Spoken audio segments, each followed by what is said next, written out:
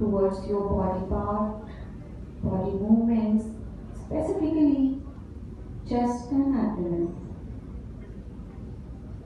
With keeping your facial muscle, neck, shoulder relaxed.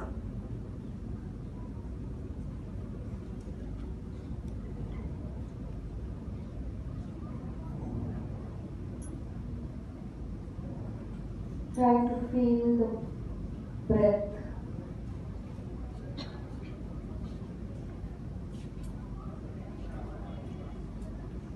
Try to listen the voices within you. Now, to help ourselves, we shall start chanting Om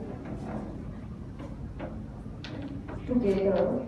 First, listen my voice, the way I am going to chant for you.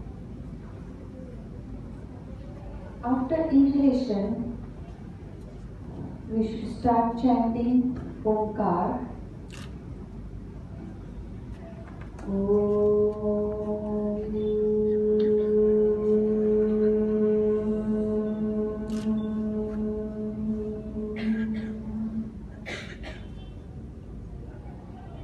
So similarly, we all are going to chant together. Makar should be longer, O should be shorter. So let's start. Inhale.